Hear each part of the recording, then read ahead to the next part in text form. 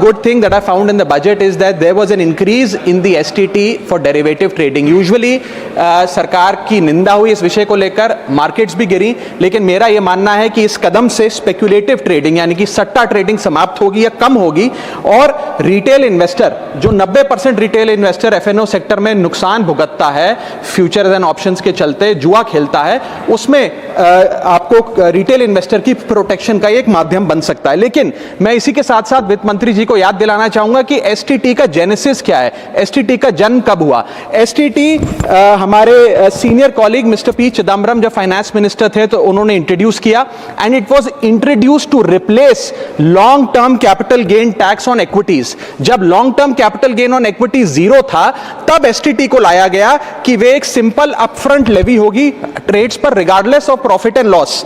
लेकिन अब सरकार ने long term capital gain tax भी लगा दिया, एसटीटी भी लगा दिया और रिटेल इन्वेस्टर को और तमाम इन्वेस्टर्स को एक प्रकार से डिसइंसेंटिवाइज किया। मैं एक सुझाव लाया हूं सरकार के लिए जिससे long term house hold earnings बढ़ेंगी, वेल्थ क्रिएशन होगा और वेल्थ पार्किंग रियल एस्टेट और गोल्ड के सेक्टर से निकलकर इक्विटीज में आएगी और स्पेक्युलेटिव ट्रेडिंग और कम होगी और long term investment behaviour investors का बढ़ेगा। वो की है कि long term capital gain tax on equities should be made nil in this country for individual investors। दुनिया की कई ऐसे देश हैं जिसके अंदर long term capital gain tax equities पे खास तौर पे शून्य है, जैसे कि Switzerland, Singapore, UAE, New Zealand, Hong Kong, Qatar, Malaysia. मैं चाहूंगा कि जब एसटीटी बढ़ाया जा रहा है तो इसी बजट में ही long term capital gain tax को जीरो किया जाए। सर